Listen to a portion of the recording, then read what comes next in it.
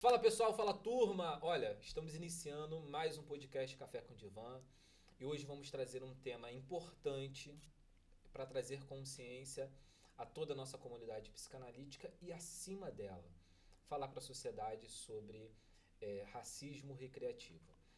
Existem algumas brincadeiras que acontecem no dia a dia que todo mundo está rindo, mas a pessoa que sofre com racismo recreativo não acha nenhuma graça. Está totalmente certo. Porque a gente precisa falar, conscientizar e entender que racismo não pode ser visto como uma brincadeira ou mimimi ou coisas desse tipo. A gente precisa levar esse assunto a sério. E para falar sobre isso hoje, refletir, pensar dessa forma, hoje eu vou trazer uma professora, escritora, com uma personalidade maravilhosa, já estávamos conversando aqui nos bastidores, a escrever um livro maravilhoso, né? O livro Dandara, trazendo estratégias pedagógicas para uma educação antirracista.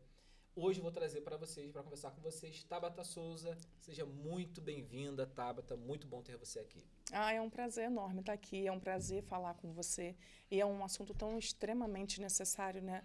De repente, no mundo que a gente vive hoje, algumas pessoas já estão até um pouco cansadas de nos ouvir falar sobre o combate ao racismo. Mas ainda, infelizmente, não estamos no direito e no lugar de nos cansar de falar. A gente precisa falar, a gente precisa conversar sobre isso. E muitas vezes as pessoas me perguntam assim, mas você vai ficar no lugar de ficar ensinando branco? Se eu tiver que ensinar, a gente vai ensinar. A gente precisa conscientizar. Eu sou muito a favor da conscientização. Daquilo que a gente conversa, a gente se entende, a gente resolve. E para a gente construir uma sociedade melhor, mais igualitária e mais justa para todo mundo, a gente precisa dialogar. E se tiver que ensinar, se tiver que dialogar para quem quer que seja, a gente vai fazer isso. Olha, Tabata, já estou gostando do nosso bate-papo e assim, eu sempre pergunto para o convidado se apresentar, mas eu queria começar diferente hoje. O Brasil, ele é racista? Então, O Brasil, com essa miscigenação, com essa mistura de raça, ele é racista? todas as vezes que a gente conversa sobre isso, e existe uma pesquisa que com dados fundamentados que vai, né, evidenciar o que eu estou falando, a gente conversa com as pessoas e elas não se reconhecem racistas. E você só consegue mudar um problema, uma condição, uma estrutura, porque o racismo é uma estrutura, quando você reconhece esse problema e você nomeia esse problema. As pessoas têm muito ainda essa coisa do tabu, até de falar a palavra racismo, né? E aí, quando você não nomeia, você acaba que você vai meio dizer que ele não existe, vai né, anular a existência desse mal, desse crime. E, infelizmente, nós vivemos num país muito racista, muito machista, e que a gente precisa combater racismo todos os dias. É uma coisa que, às vezes, sinceramente, é exaustivo, mas a gente precisa falar sobre isso. A nossa sociedade, ela ainda está muito pautada no racismo estrutural, porque a estrutura, ela ensina, seja coisas boas ou coisas ruins. Qualquer estrutura é ensinável. E como o racismo ele é também uma estrutura, ele precisa ser combatido lá na essência, lá na existência, lá na raiz do problema. Então, todas as vezes que a gente tem a reprodução de um ato racista, de uma fala racista, a gente está sendo racista. E nós que fomos criados assim, numa sociedade extremamente racista e com o racismo recreativo aí em alta e as pessoas achando que era só uma piada, que é só uma coisa engraçada, que é só um divertimento. Mas um divertimento que só uma parte da população ri, não é divertimento, é crime mesmo. Verdade. Olha, você fala sobre esse assunto é super importante, mas eu queria muito perguntar como que começou isso na sua vida, como que você começou a pensar, a falar sobre esse assunto, como que chegou essa temática para você? Então, é uma ótima pergunta essa. Eu sempre falo para as pessoas, uma fala até que é do Daniel também, que ele diz assim: eu demorei a me entender preto. E eu também.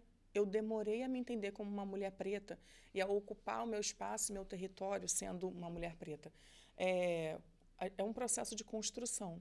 É a gente entender a nossa origem, a nossa ancestralidade, as nossas características, de onde que a gente veio, né? Por que eu tenho meu nariz negroide? Por que a cor da minha pele tem muito mais melanina do que o outro? De quem veio antes de mim? Quem são as pessoas que me deram essa origem, que me colocaram aqui nesse mundo, né? Quando criança, eu sofri muito racismo, mas como nós fomos criados nessa sociedade extremamente racista, a gente tem dificuldade de reconhecer o racismo. A gente tem dificuldade de entender que a gente está passando por uma violência. E como isso não era conversado, não era esclarecido, eu me sentia no lugar de me recolher. Eu não era uma pessoa combativa como eu sou hoje. E de tanto observar isso, e na escola é um lugar que é um recorte social do mundo que a gente vive, né? A gente vê muitas vezes, enquanto criança, né, quando eu estudava, isso acontecendo, e eu, desde que eu fui para a escola, eu estou na escola a vida toda, né? Eu nunca saí da escola, mas desde que eu fui para a escola para ser professora, quando eu tinha 18 anos, isso era uma coisa que sempre me incomodou muito. Mas eu fiquei, durante todo o tempo, estudando de que maneira que eu poderia ajudar nesse processo de desconstrução dessa sociedade racista. E aí, nesse momento, quando eu começo a me entender como uma mulher preta e que eu preciso me movimentar e que eu preciso existir, que a gente ainda está lutando por isso, pela existência do povo preto, né? E nós pretos, nós negros, na verdade, somos mais ou menos 56 a 57% da população brasileira. Então, nós não somos minoria. É uma coisa que me dá uma angústia muito grande quando as pessoas falam, mas por que a minoria? Amor, a gente não é minoria. Nós somos a maioria desse país, porque a comunidade negra é formada de pessoas pretas e pardas. Então, juntando essas pessoas, dá mais ou menos 56 a 57% da população total. Então, a gente precisa ocupar esse lugar de maioria, esse lugar de origem, porque nós demos origem a esse país, né, junto com os povos originários, que eram os povos indígenas. Então, a gente precisa ocupar esse momento, esse lugar, sem precisar pedir licença para poder existir. A gente ainda está nesse processo de lutar por dignidade, pela nossa existência, sem ter que estar pedindo licença para branco, para a gente poder estar aqui, por exemplo. Olha, que fala importante. Você falou sobre um assunto que eu acho super bacana na nossa abordagem. Quando a gente fala sobre se reconhecer como alguém preto, por exemplo, a gente fala que tem essa barreira de que muitas das vezes a gente não se reconhece, porque a sociedade tem esse bloqueio com o indivíduo que, ao se perceber preto, negro, ele pode ser visto como um indivíduo subserviente, um indivíduo que está com qualidades aquém daquilo que ele precisa no trabalho, na sociedade, enfim. E tem um mecanismo de defesa que a gente chama na nossa abordagem, que é a negação, que é negar. Eu não sou negro, eu sou moreno. Eu sou moreno. Eu sou uma pele um pouquinho mais escurinha, mas eu não sou negro. Por que você acha que acontece essa negação com o indivíduo? Por que você acredita nisso? O apagamento é histórico, né? O apagamento do povo preto é uma coisa que vem desde a nossa existência. E acaba que tudo que você ouve durante a sua trajetória, você acaba internalizando. Nós somos frutos do meio, né? A gente é fruto daquilo que a gente vive, daquilo que a gente vivencia, de onde a gente foi criado. E isso constrói quem você é. Sim, com certeza. No meu caso, por exemplo, eu fui criada numa família que não se entendia racista, como a maioria dos nossos brasileiros, mas que reproduzia racismo durante a maior parte do tempo. E, às vezes, não era uma coisa diretamente comigo, mas eu escutava o comentário de aquele cabelo daquela pessoa da televisão não está bonito. Que pessoa raivosa, a pessoa fala com raiva, a pessoa fala com um jeito esquisito. Que nariz feio, porque a pessoa não opera aquilo, meu Deus, porque a pessoa não diminui, porque a pessoa não afina aquele nariz. Esse cabelo pro alto, porque a gente que é preto, a gente tem cabelo pro alto, né? Que bom que a gente tem. E durante toda a vida você vai escutando esse tipo de fala e você não vai querendo ser, você não quer estar naquele lugar.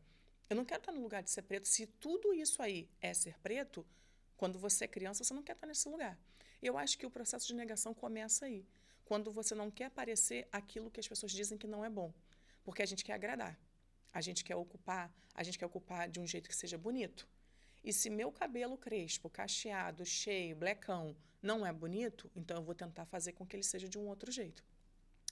E aí, quando a gente está nesse processo de negação, tanto da sua existência, você também está no processo de negação de se reconhecer racista. E quando você não se reconhece, você não tem nada para mudar. Você só reproduz aquilo que você foi ensinado. E eu acho que, por isso, a gente continua vivendo numa sociedade que precisa de remodelação, precisa de reconstrução, né? Precisa se orientar pelas suas origens e não por aquilo que foi construído pela europeia desde tanto tempo que a gente teve aqui, né? A gente precisa começar a mudar esse processo de pertencimento, entender quem nós somos de verdade, para a gente poder existir de uma forma mais justa, que a gente possa existir de uma forma mais legítima, como a gente já veio para cá sendo, né? Bacana. E onde nasce esse projeto tão bonito, que é o projeto Dandara, que é uma escrita assim que você entrega muito, nós conversamos nos bastidores sobre ele, onde você quer trazer essa consciência, esse estado de consciência no lugar onde normalmente é construído o indivíduo, onde ele se constitui como sujeito, que é ali na infância. Onde nasce esse projeto para você? Então, Dandara nasce dessa minha inquietude de ver personagens pretos nos livros. Eu lembro que quando a gente era criança, não sei se você deve ter a mesma experiência que eu, nós nos víamos pouco nos livros e, assim, uma questão de representatividade, nós tínhamos pouco isso quando a gente era muito pequeno, né? E eu queria que os meus alunos se vissem, né, numa literatura, que eles se vissem nesse lugar. E era uma maneira, era um mecanismo de eu conversar com as crianças sobre isso. Ter publicado Dandara é um processo do início da vitória na minha cabeça. A gente conseguir falar com aquela criança, com aquele aluno, de um lugar que às vezes para ele é um lugar só de imaginário. É muito gostoso quando eu vou às escolas, assim, quando as crianças compram um livro, né, os pais compram e dão de presente, e eles me mandam as fotos, os vídeos das crianças lendo e se vendo, a alegria da criança, não só com a história, mas com as ilustrações, de ver Dandara, uma menina preta, de cabelo cacheado, de cabelo cheião, e os amigos dela são crianças pretas também, tem uma menina que é indígena no livro, que é a Nala. Então, as crianças ficam surpresas de ver. O livro é majoritariamente preto e indígena. Então, as crianças não têm ainda, às vezes, né, aquele vocabulário para tecer esse comentário, mas você vê nela aquela satisfação de, ai, a gente está resistindo, a gente está vivendo, eu estou aqui nesse livro também, é uma parte de mim, tem muito de mim aqui. Dandara é um pouco de quem eu sou. Eu acho que isso é a coisa mais gostosa da vida. De tudo que eu já vivenciei, desde que Dandara foi lançado, mas eu acho que essa parte é a parte que mais me pega. De eu ver nos olhinhos das crianças, quase que igual ao olhinho de Dandara, que são 2 coraçõezinhos, ver a criança ali feliz de estar se vendo representada naquela literatura. Acho que é uma coisa mais gostosa. Bacana. E você também, a gente conversou muito isso nos bastidores, que você tem estratégias pedagógicas para evitar, né, uma fala antirracista no ambiente escolar. E eu vou te fazer uma pergunta, como que é você olhar esse ambiente escolar e falas racistas nesse local, na criança? Como que você observa isso? Então, é o que eu falei um pouquinho antes. A criança, ela também é fruto do meio. E eu acredito numa sociedade que seja mudada através das crianças. Muito antes de Dandara, quando eu estava na sala de aula como professora e tal, eu sempre tive uma estratégia de falar muito com as crianças, de conversar com elas sobre todos os assuntos diversos. E eu me lembro que todas as vezes que eu tinha que enviar um bilhete, né, alguma coisa, um aviso para os responsáveis, antes eu conversava com as crianças, porque eu acredito muito mais na capacidade das crianças de repassar, de entender, de priorizar aquilo que a gente está falando, né? Por mais que eu tivesse sempre grupos com os pais, grupos de WhatsApp e tal, mas eu gostava, e gosto até hoje, de falar primeiro com as crianças. E eu acho que combater o racismo através da literatura perpassa por esse lugar também. Eu preciso falar e tocar as crianças. Elas são, sim, os agentes de transformação dessa sociedade que a gente quer viver. Elas é que são as pessoas do futuro. Então, se a gente começar a construir com elas e para elas, eu acho que tem jeito. Eu acho que a gente consegue mudar através da cabecinha das nossas crianças. Porque elas, sim, vão levar esse aprendizado, esse processo de construção ao longo da vida. E se a gente quer construir uma sociedade mais justa e que seja mais vivente para todos nós, a gente precisa, sim, tocar as crianças, falar com elas, dizer a elas que esse mundo foi feito para elas e é delas também. Eu acho que por aí a gente vai ter um bom êxito. Olha, eu imagino os enfrentamentos que você tem, falei isso com você largamente na nossa primeira conversa, porque sempre quando a gente, por exemplo, traz num podcast, como você hoje apresenta um podcast, hoje você tem um projeto de comunicação, naturalmente na cabeça de algumas pessoas já está aparecendo, porque eu recebi já em comentários, né, nas minhas redes sociais. Você está falando sobre o direito das mulheres, então isso é mimimi, né, as coisas não acontecem mais como era antigamente. questões raciais é a mesma coisa, né? Mimimi, é militante. A sociedade ainda ela evolui a passos bem pequenos nesse sentido, né? A consciência, o inconsciente coletivo, ele coloca você numa gaveta para que ele não possa debater coisas reais. Então, a academia, a gente vê na academia, você vê na universidade, você vê na rua, que existe o racismo quando o indivíduo ele entra no cinema, quando ele entra no supermercado, mas a sociedade hipócrita, ela não acredita que isso é coisa de militante. Como que a gente deve lidar com isso? Porque muitos pais estão te vendo agora, estamos falando também para um público que trabalha saúde emocional, então são demandas que a gente observa no consultório. Como que você vê esse olhar da sociedade a esse respeito, sobre esse tema?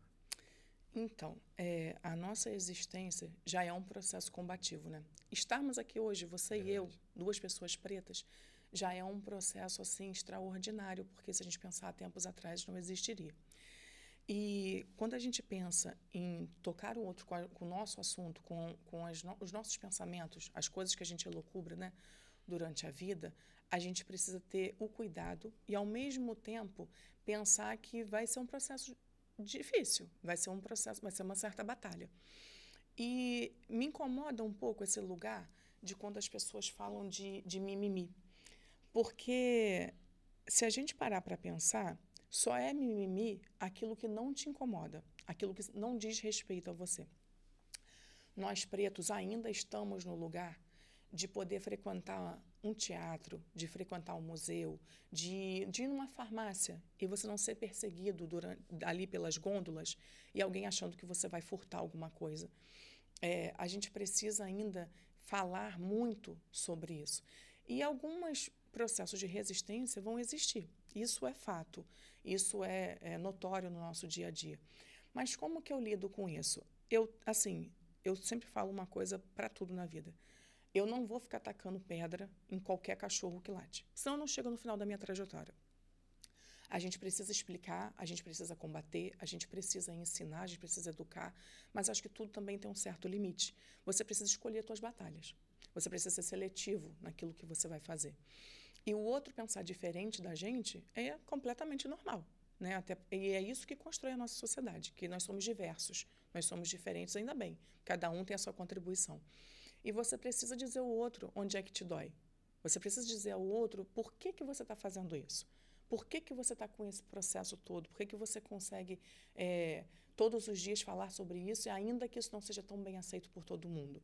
A gente ainda precisa se explicar. Mas que bom que nós já chegamos nesse passo de poder se explicar. Que bom que isso é um assunto que gera inquietação, que gera aquele burburinho, porque aí você tem mais motivos para poder falar e levá-lo. Eu acho que combater esse tipo de coisa é uma vitória, num certo campo, e é uma batalha. Só que o processo de batalha e vitória, eles precisam caminhar juntos. Nem todo dia a gente vai ganhar, mas a gente também não pode estar perdendo sempre. E eu sempre parto do lugar, como diz Nego Bispo, de eu vim aqui falar da gente ganhando. Da gente perdendo, o noticiário fala todo dia. Todas as vezes que a gente vê uma pessoa preta sendo presa, sendo marginalizada, sendo tida como bandido, num lugar que poderia ter sido um outro desfecho, que a educação, a cultura, poderia ter alcançado, qualquer política pública poderia ter alcançado aquele ser humano antes de chegar naquela situação, aquilo ali já é falando da gente perdendo. Então, a gente precisa começar a falar das nossas vitórias. E, muitas vezes, nós pretos, estarmos num lugar de vitorioso vai ser uma afronta para muita gente. Porque estão acostumados a nos ver no lugar de subserviência. E toda vez que você não serve a esse papel, você vai enfrentar uma batalha. Mas é uma batalha tão gostosa que assim a gente se acostuma. Pessoal, já deu para ver que Tabata, quando ela fala sobre esse assunto, o olho dela brilha. É uma professora, é uma pessoa que há muitos anos desenvolve esse trabalho. E eu quero parar aqui agora para pedir para que você possa interagir com esse conteúdo. Esse conteúdo é muito importante. A gente poderia aqui estar falando sobre coisas que a sociedade ainda não superou. Entre elas a saúde pública e tudo mais. Ainda estamos falando sobre racismo. Por quê? Como a Tabata muito bem falou aqui no começo. Porque nossa sociedade, embora não reconheça, é uma sociedade racista. Então, esse tema ainda é relevante e sempre vai ser relevante numa sociedade que majoritariamente é uma sociedade negra, mas não se reconhece como negra. Então, cada vez que você vai lá e deixa um comentário, cada vez que você participa desse canal, você está entregando esse conteúdo para pessoas poderem ter um estado de consciência. Vamos falar aqui muito sobre esse assunto, mas eu preciso muito que você entre e faça interação nesse conteúdo que a Tabata está falando aqui, que é super importante. Tabata, sobre essa questão do racismo recreativo. O que seria uma brincadeira racista que, na verdade, não tem nada de brincadeira, que não deveria ser encarada como brincadeira? Por que esse termo racismo recreativo e como que você vê isso, principalmente na comunidade escolar? Então, esse termo foi cunhado por Adilson Moreira, né, quando ele lançou a obra, né, do racismo recreativo. E, assim, maravilhoso. Celebra a existência dessa pessoa. E, assim, quando a gente pensa sobre isso, é uma coisa que dói, né, de um jeito, assim, que pega a gente num lugar muito estranho, como se nós, negros, além do lugar da subserviência, estivéssemos no lugar do bobo da corte. Só que só é engraçado, como eu falei antes, se mostrar a gente perdendo. Se você parar para pensar, todas as vezes que a gente pensa no racismo recreativo, eu me lembro de quando a gente era criança, tinha aquelas coisas de fazer humor com o Mussum, por exemplo, Sim. que era um preto bêbado, né, uma pessoa desvairada, aquilo era uma coisa engraçada. Macalé, era muito engraçado, era uma pessoa sendo feia, fazendo graça sendo feia. A Vera Verão, por exemplo, né? É uma pessoa negra que, além do racismo, ainda tinha a questão da homofobia, porque aquilo também era uma piada com a pessoa sendo homossexual. E a pessoa só é preta, engraçada, quando ela está num lugar de questionar suas próprias características, de questionar sua própria essência. Ele só está num lugar quando ele está sendo ridicularizado por ser preto. Aí isso é uma coisa engraçada. E isso sempre me pegou numa situação de que eu era criança, lógico, eu não tinha toda essa elucubração que eu tenho hoje, todo esse conhecimento, toda essa pesquisa sobre o tema, mas era uma coisa que não me causava humor, não me causava graça. Aquilo tinha uma estranheza para mim que eu ainda não tinha entendido o porquê, em que lugar que aquilo me pegava estranho. Mas, ao mesmo tempo, me causava aquela reflexão, de assim, por que as pessoas acham graça disso? O que tem de engraçado? Por que isso é engraçado? Por que mostrar uma pessoa bêbada na televisão, isso vai ser uma coisa engraçada? Se a gente naquela época já tinha o AA, que combatia o alcoolismo, mas por que o preto bêbado tem graça e se fosse uma pessoa branca é porque ela está precisando de ajuda? Então, é uma coisa que nos faz pensar.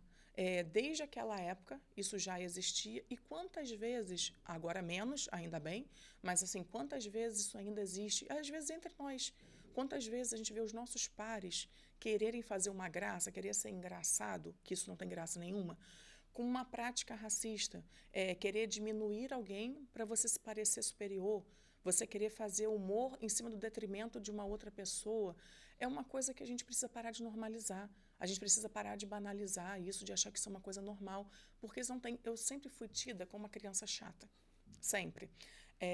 Meu esposo é 6, 7 anos mais velho que eu, mas a gente sempre conviveu desde criança. E aí eu lembro que ele falava isso para mim.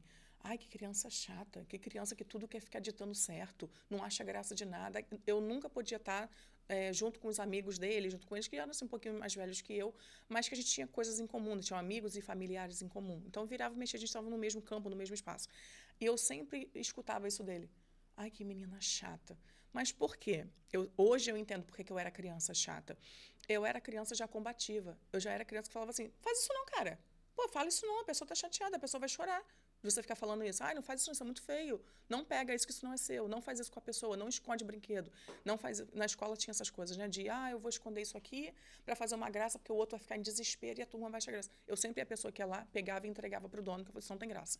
E aí eu ficava como sendo a criança chata, que eu não participava dessas brincadeiras. Vamos rir de fulano, porque fulano é gordinho. Gente, mas qual que é a graça da pessoa ser gorda? Isso não tem graça nenhuma. Isso não tem graça, isso não me diz respeito, isso não é da minha conta. Minha filha fala uma coisa que eu levo para a vida. Ela passou por um processo um episódio de gordofobia na escola, quando ela era pequenininha. Minha filha sempre foi cheinha, né? Hoje não, hoje ela é um mulherão, mas ela era pequenininha, gordinha e tal. E aí eu sempre achei minha filha linda, maravilhosa, não porque era minha não, mas sempre foi linda. E aí uma criança falou para ela assim, ela pediu para passar atrás da cadeira, né, na sala de aula, e a criança falou assim, não dá para passar, né? Tá muito gorda. Aí ela virou para a criança e falou assim: posso até estar gorda, mas os boletos que chegam na minha casa, no meu nome, é minha mãe que paga. Tu não tem nada com isso, cara. Eu como quanto eu quiser e enquanto eu estiver com saúde, eu vou ficar assim, gordinha, e para mim tá tudo bem. E aquilo foi uma resposta tão atravessada que a escola me convidou para poder ir lá conversar sobre. Mas eu achei maravilhoso. Fui lá, conversei, mas eu falei para ela, foi isso, exatamente isso que você falou, porque eu conversava com ela em casa, o que você fez? Me conta, porque eu quero ir lá te ajudar, no que for possível, mediar a conversa, mas se você estiver errado, eu vou te corrigir. Eu sou aquela mãe raiz. E ela, não, mãe, eu falei isso. Aí ela repetiu exatamente o que ela disse. Eu falei, não, se foi só isso, você está certa. E fui à escola, conversei, dialoguei, coloquei o que eu pensava sobre, mas Maria estava certa. E a gente precisa, sim, estar no lugar de ser combativo. Porque toda vez que você aceita um crime, que isso é um crime, uma violência, você está contribuindo para que aquilo se continue, reverbere, repercute, continue sendo reproduzido. A gente precisa... Isso é cansativo, de novo, estar no lugar de ser combativo? Muitas vezes é. Mas, infelizmente, a gente não está no lugar de descanso ainda. A gente está no lugar de combater. E eu acho que é isso, é para a vida. Bacana demais. E você sabe que tem um impacto emocional. Uma sociedade racista, ela, como você muito bem falou no início da nossa conversa, tem um padrão estético que não compreende o negro. Uhum. Tem um padrão profissional que não compreende o negro. Vai nivelar o negro por uma outra régua. A régua do europeu e até se a gente remontar a questão histórica, né, o mito, né, da democracia racial no Brasil, como se foi visto, que na verdade pensava-se que o Brasil não era racista e depois descobriu que o Brasil... Fizeram esse chá revelação, Exatamente. Brasil totalmente racista. Por que não? Aqui é futebol, aqui tem capoeira, feijoada, não é um país racista. E nós somos um país extremamente racista. Dentro desse critério de um padrão, existe um padrão belo, existe um padrão estético, existe um padrão competente e existe um padrão que não é competente.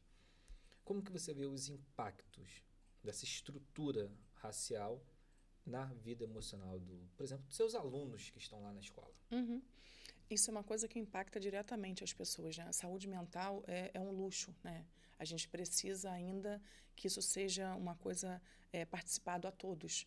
O SUS, graças a Deus, existe, dá conta de muita coisa, mas a gente ainda precisa dar conta de outras, né? A gente ainda está no processo de construção de ser uma equidade, né? Até na saúde pública. Tomara que a gente consiga algum dia alcançar essa utopia de que tenha para todo mundo. Que seja um processo mais fácil da gente conseguir. Mas essa coisa do racismo, ele impacta direto as pessoas, a sua saúde psicológica, porque toda vez que você não se reconhece como belo, como competente, porque outro te disse que você não é, a partir da quantidade de melanina que você tem na pele, por exemplo, é uma coisa que você não tem como mudar. Eu amo ser preta hoje, mas eu não escolhi ser preta. De repente, se eu pudesse escolher, quando criança, por ter sido criada numa sociedade racista, de repente eu não escolheria. Porque a gente quer escolher, é o que eu falei antes, né? Aquilo que é bom, aquilo que é legal, aquilo que é visto como o competente. Eu me lembro que na escola, quando eu estudava, quando eu entrei na escola, entrei numa escolinha pequenininha, uma escolinha particular, que era uma escolinha de bairro, assim, que se chamava Escolinha Renascer. Hoje ela é extinta, não existe mais, infelizmente. E a dona da escola, que é a tia Emília, que ela foi quem me alfabetizou, ela até foi lá no lançamento do meu livro, inclusive, ela é uma maravilhosa. Ela é uma mulher branca, mas que eu acho que desde sempre, não sei se com essa consciência toda, mas ela já reconhecia seus privilégios. E ela me acolheu na escola, desde sempre, para sempre, de uma maneira com que eu me sentia tão capaz, tão competente, tão dona de mim. Eu acredito até que a pessoa que eu sou hoje, pelo histórico de vida difícil que eu tive durante a infância, né, tive uma infância muito pobre, muito miserável, ter aquele lugar de acolhimento, de empoderamento, quando essa palavra nem existia ainda, mas ela já fazia esse papel, me transformou. A educação me transformou e o acolhimento daquela pessoa naquele momento me fez quem eu sou hoje. Eu me lembro que muito pequena eu já tinha decidido que eu ia ser professora, por causa dela. Olha que bacana. Por causa da tia Emília. Eu falava assim, eu quero transformar as pessoas igual ela me transforma. E ela nunca conversou isso comigo. Nem quando pequena, ela nunca disse para mim, olha, Tabata, você é uma menina pretinha, pobre, mas que é capaz. Ela nunca falou isso. Mas é aquilo, né? Palavras educam, mas os exemplos arrastam. é a vida toda, o tempo que eu passei com ela, era ela me dizendo com atitudes de que eu era uma pessoa capaz. E que aquela vida, né, assim, dificultosa que eu tinha, aquilo ia passar. Que eu ia superar aquilo ali, que eu ia construir a vida que eu queria. E em diversos momentos, assim, nas posses dos concursos públicos que eu passei, eu sempre me lembrava dela, sempre. Fiquei assim durante muito tempo da vida, com uma ruptura, sem vê-la, mas a imagem dela e os ensinamentos e aquela doçura de me acolher e de me empoderar e dizer, olha, você vai conseguir com atitudes, era uma coisa que eu levava para a minha caminhada. E é o que eu tento fazer com os alunos lá na escola. Desde que eu fui para essa unidade que eu trabalho agora, eu implementei o projeto antirracista, o Ubuntu, Eu Sou Porque Nós Somos, que os professores são letrados racialmente por mim e por inúmeras outras pessoas maravilhosas, competentíssimas, que vão à escola assim, de muito bom grado e pelos meus belos olhos, porque a gente não tem um centavo para pagar ninguém. E as pessoas nos ajudam e as pessoas vão lá e contribuem tão ricamente. Daniel já foi à minha escola algumas vezes. E é uma coisa assim maravilhosa. Eu acho que a partir do seu conhecimento, a partir do momento que você se empodera e que você está letrado, você consegue atingir o outro e resgatá-lo também. Só um ser humano pode salvar o outro ser humano. E a gente precisa se colocar nesse lugar, né, de eu estou aqui e a minha existência precisa estar a serviço de ajudar, de colaborar, de fazer com que o outro também se sinta capaz. Olha que bacana. Nós estamos dentro do tema e eu tenho certeza que isso você já explica todos os dias na escola. Mas, assim, para quem está lá te ouvindo, o que seria letramento racial e qual a importância disso? Então, eu não consigo entender a existência de uma pessoa preta na sociedade que a gente vive hoje sem letramento racial. O letramento racial é te fazer entender quem é você, qual é a sua origem, qual é a tua classe, de onde que tu partiu. Todas as vezes em que a gente vê uma pessoa letrada existindo, é um jeito diferente de se entender. Talvez, se isso fosse um tema que fosse abordado anteriormente, nós teríamos evitado muitos atravessamentos que passamos durante essa vida, né?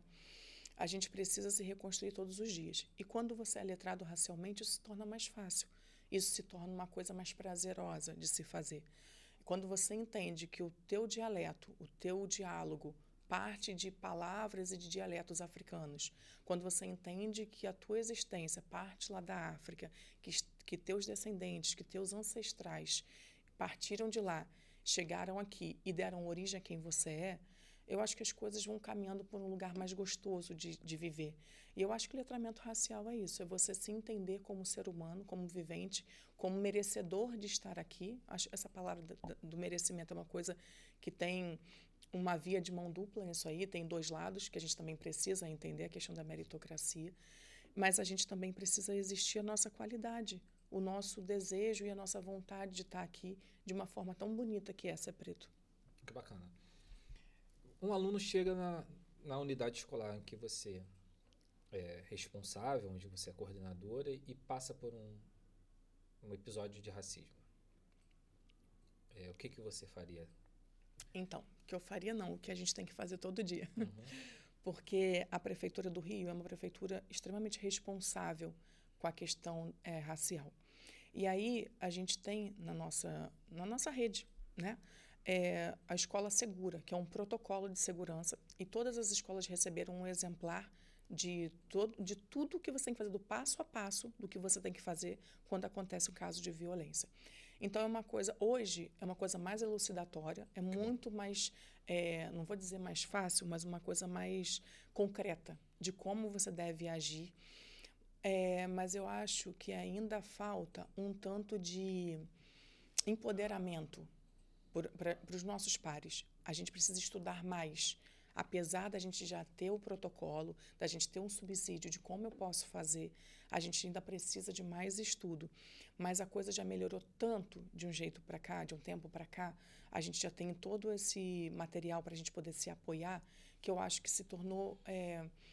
com mais propriedade a gente consegue agir. Então, ali tem todo o passo a passo do que a gente deve fazer e a gente vai seguindo até que, em alguns dos casos, chega a vida a gente poder acionar a delegacia e ter RO e tudo mais.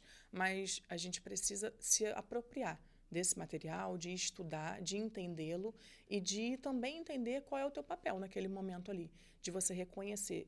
Quando eu digo que a gente precisa estudar, é porque até para você usar o material, você precisa entender o que está acontecendo, que é o que você falou lá no início da conversa.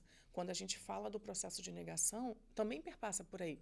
Se você ainda continua reproduzindo a coisa da negação, de que não existe racismo, de que isso não é uma coisa racista, a gente não tem como agir.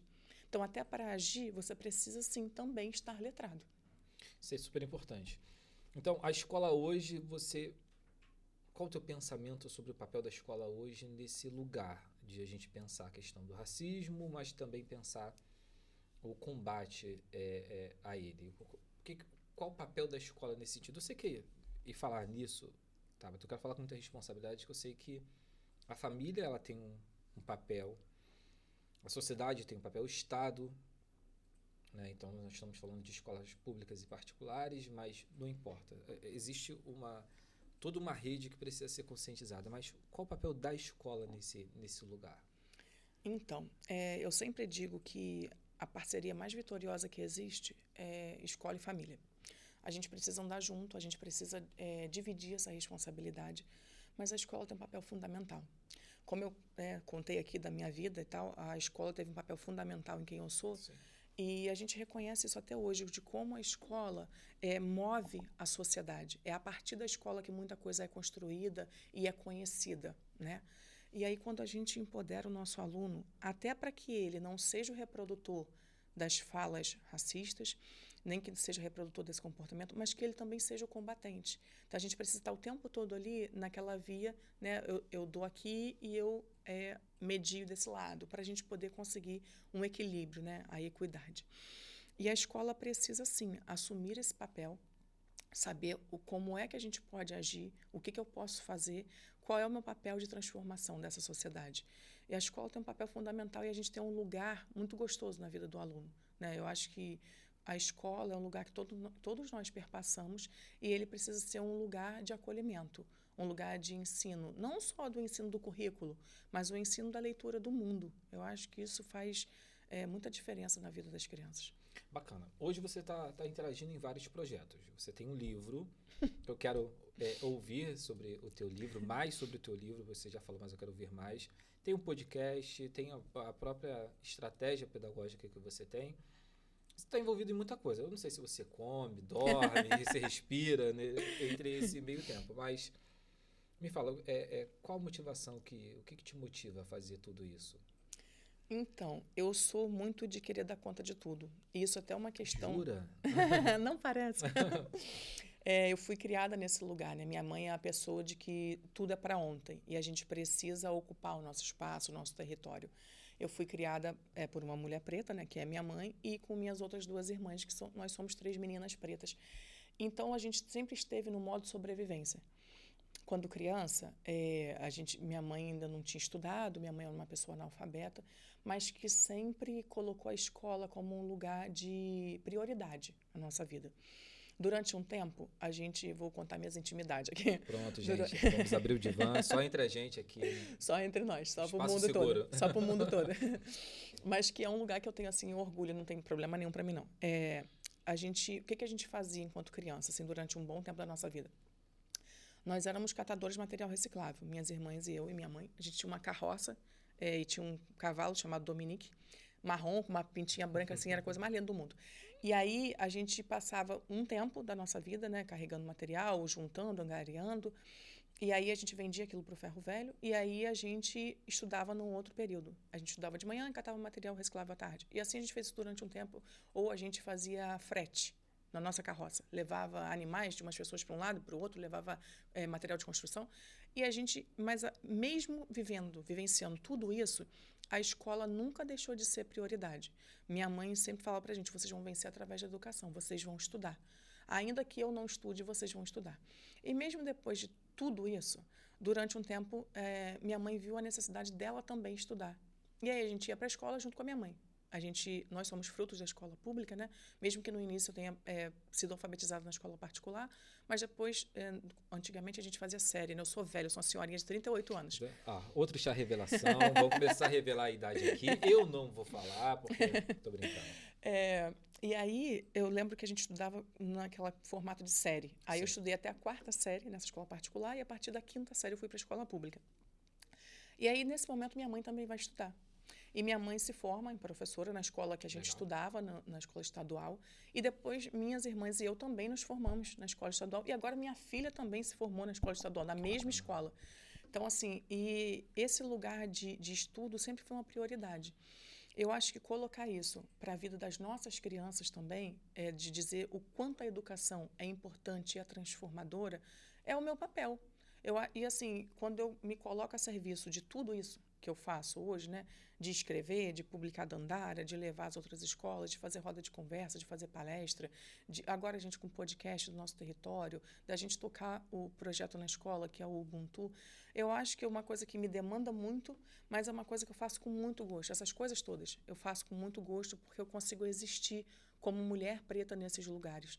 E como agente de transformação. Não estou ali como subserviente a ninguém, não estou em nenhum desses locais como alguém que está servindo café para ninguém. Eu estou ali para poder ajudar, para poder orientar voos também. Eu acho que isso faz total diferença, né? Da gente existir num lugar em que a gente se sente confortável. Eu me sinto confortável aqui, eu estudei para isso, eu gosto disso, eu gosto de falar sobre isso. E é uma coisa que eu não sinto que é só trabalho. É também, lógico, que a gente não pode romantizar esse lugar também de querer dar conta de tudo, não estou romantizando, mas é uma coisa que me faz bem. Eu consigo organizar a minha agenda e tal, e é uma coisa que eu gosto, eu faço porque é bacana, é legal. Que bacana. Desculpa a indiscrição, o nome da sua mãe, qual é? É Francine. Francine. Então, dona Francine, ela criou vocês assim com uma história muito bonita de superação e, né, um exemplo. E provavelmente existem outras mães que estão lá te vendo e tendo seus enfrentamentos em relação à superação pessoal, em questões raciais. E para essa mãe que, por exemplo, passou por um episódio que seu filho veio sofrer racismo, assim, o que você falaria para ela diante dessa luta toda? Então, eu sempre costumo falar que a nossa história, não sei se ela serve de exemplo, mas ela serve de inspiração, né? De um lugar que, olha, a gente estava aqui, a gente estava nesse ponto, a gente saiu daqui, partiu e conseguiu chegar nesse lugar. Então, se é possível para a gente, é possível para você também. E quando uma mãe tem um filho que sofre racismo, é uma coisa que nos atravessa de uma maneira, acho que 2 vezes. Porque você é uma mulher preta, você é uma mãe preta, teu filho é uma pessoa preta que você não conseguiu proteger. Porque a gente quer proteger o filho de tudo, de todos, o tempo todo, né? Se a gente pudesse, a gente era onisciente, onipresente, onipotente, a gente conseguiria dar conta da vida daquela criança o tempo todo, mas infelizmente a gente não é. E nossos filhos passam por atravessamentos que a gente precisa agir. Eu acho que uma primeira coisa é reconhecer esse lugar, não de vítima somente, mas de agente combatente. Se você foi vítima de racismo, você precisa denunciar. Racismo é um crime imprescritível e inafiançável, e ele precisa ser denunciado. Eu tive uma experiência de conviver com pessoas que faziam, acho que ainda fazem, se não me engano, estágio numa delegacia. As pessoas cursando direito e em um determinado momento fazem esse período de estágio. E aí a pessoa me falou assim, Tabata, é muito curioso porque a gente eles faziam os relatórios, eles digitalizavam os relatórios, né, dos policiais. E aí, aquela vida de estagiário, né, que a gente já passou também. Totalmente. E aí, ela falava assim, uma dificuldade muito grande é que muitas vezes não havia registro. Não tem registro naquela localidade, naquele território né, de que pessoas que sofreram racismo. E aí eu fico assim pensando, gente, como assim não tem registro? Será que a gente não está vivendo esse processo de racismo ainda? A gente está numa realidade, né, em outra que a pessoa não está vivenciando? Ou as pessoas não estão encorajadas a denunciar? A gente precisa se encorajar. Porque a partir das denúncias é que também a gente consegue trazer políticas públicas para aquele território e que também vão ser medidas de combativas em relação a esse crime. Todas as mães que têm os filhos que sofreram ou que sofrem essa violência, ela precisa ser denunciada, ela precisa ser dita, ela precisa ser gritada ao mundo. Nós pretas estamos sempre naquele lugar de, ai, que mulher raivosa, que mulher que fala alto, ai, que mulher que grita, ai, que mulher que denuncia tudo. Infelizmente, gato, você vai ter que se acostumar e a gente vai continuar fazendo e denunciando, sim. Porque se é necessário, se é crime, ele precisa ser denunciado, julgado e combatido. Acho que é isso. Bacana. Eu ficaria a tarde toda conversando com você, porque o papo flui muito fácil. Mas me fala um pouquinho quem é a Dandara, me fala um pouco dessa história, porque eu preciso apresentar para a nossa comunidade psicanalítica essa narrativa tão bacana que você criou para crianças. Até trouxe ela aqui, ó, trouxe minha companheira Dandara. Então, esse livro é composto por Dandara, que é a personagem principal, e outros 3 coleguinhas, e a história se passa na escola. Dandara é uma menina preta e tem outros 2 amigos pretos, que são Zuri e Kamal, e Nala é uma menina indígena. E eu quis escrever Dandara não para falar da gente perdendo de novo, é para falar de projeções, de futuro, de como nossas crianças pretas e indígenas também precisam também estar no lugar de se capacitar, no lugar de pensar, de não na subserviência, não somente no lugar de ser empregada doméstica, como muitas mulheres pretas do nosso país, mas de estar no lugar de estudar, de o que eu posso fazer, qual profissão que eu quero seguir. O que eu posso fazer da minha vida? Qual é o meu talento? O que eu faço de mais legal, de mais maneiro e que eu posso estudar para isso, para colocar a serviço da sociedade? E a Dandara e a professora deles têm esse diálogo dentro da sala de aula e o que mais me causa assim, uma alegria é de que cada um segue o seu caminho. Cada um pensa naquilo que mais gosta de fazer, naquilo que é melhor e vai seguir para ser esse profissional. E a Dandara fala no livro que ela quer ser escritora, que ela quer contar a história da família preta dela para o mundo, que ela quer falar da comida boa, que ela quer falar da cultura africana. E os outros personagens vão dando ideias de que eles querem ser. A Nala, como é uma menina indígena que já vivenciou muitas coisas lá com seu pajé, ela quer ser médica. Ela quer se profissionalizar e colocar a serviço da sociedade aquilo que ela tem de melhor.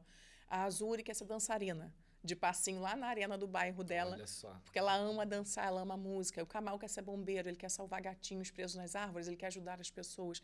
Então, assim, a gente colocar as crianças para poderem pensar o que você quer fazer a partir daqui. Aquilo que você já tem de tão legal dentro de você, você pode profissionalizar, isso pode ser uma profissão. O que você quer fazer? E Dandara, é muito gostoso que ela deixa, no final do livro, ela deixa uma pergunta para o leitor. E você? O que você vai ser quando crescer? Nós já contamos a nossa história. E agora, e você? Conta aí pra gente, o que você quer ser? E é muito bacana quando eu vou às escolas com livros, porque as crianças ficam doidas, querendo ver, querem folhear, querem levar o meu livro para elas. Assim, é uma coisa muito legal. Está sendo um processo muito gostoso. Bacana. E o pessoal querendo levar Tabata para as escolas, palestras, rodas de conversa? Então, podem entrar lá pela rede social, me chamem lá no Tabata Souza, lá no Instagram. Dandara já está na Amazon, podem procurar por ela lá também. Dandara está chique demais, está ali indo para o mundo. E a gente se ajeita, a gente organiza a agenda e a gente vai dar conta de tudo. Tabata, olha, eu quero falar, antes de uma fala final, eu quero falar que é um prazer enorme ter você aqui. O prazer é meu. Eu sei que tua agenda é bem corrida, mas você se disponibilizou, veio, apresentou esse trabalho bonito e lindo que você faz. O professor, ele já essa profissão que é incrível, né? O impacto da educação hoje é profundo. E uma professora como você, que traz além da educação, uma educação também para acolhimento de indivíduos que historicamente já foram ultrapassados pelo racismo e por diversas questões, é super importante. A nossa abordagem psicanalítica, nós observamos isso todos os dias nos atendimentos. Eu imagino. E o impacto do racismo na vida, na constituição do sujeito é absurdo. E ter você do outro lado, falando, lutando, é incrível. Então, eu quero te agradecer de verdade. E deixa um recado final aí para a nossa comunidade, sobre a sua fala e sobre tudo que conversamos aqui. Então, eu sempre costumo falar de que nós todos somos agentes antirracistas. A gente precisa se letrar, a gente precisa estudar e a gente precisa combater até para a gente poder construir uma sociedade mais justa, mais igualitária e mais vivente para todos nós. Se empoderem do seu papel, façam a diferença no seu território, de pouquinho em pouquinho a gente consegue mudar esse mundão, tá?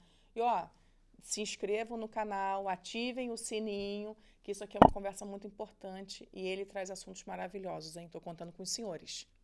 Pessoal, olha, quero agradecer demais vocês por ter participado dessa conversa com a nossa convidada. Vamos deixar as redes sociais dela tanto nos nossos grupos das nossas turmas quanto aqui no canal do YouTube. Mas eu preciso demais que você faça essa mensagem ser cada vez mais falada, debatida, conversada, porque é uma mensagem importante. Então, agradeço mais uma vez a Tabata por estar aqui com a gente. Como ela falou, participe do nosso canal. Nós temos um projeto social, que é o projeto Escuta no Divã, que nós estamos desenvolvendo saúde emocional de forma gratuita para todos os públicos e também estamos desenvolvendo para públicos exclusivos, como professores e mães que passam por situações de vulnerabilidade. Então, se você está participando do projeto Escuta no Divã, é importante você estar aqui. Se você não participa, vai ter o link aqui também no nosso canal do YouTube para que você possa ter acesso à saúde emocional gratuita. Tabata, mais uma vez, muito obrigado. Um prazer ter você aqui. Até o nosso próximo encontro. O prazer é meu. Muito obrigada.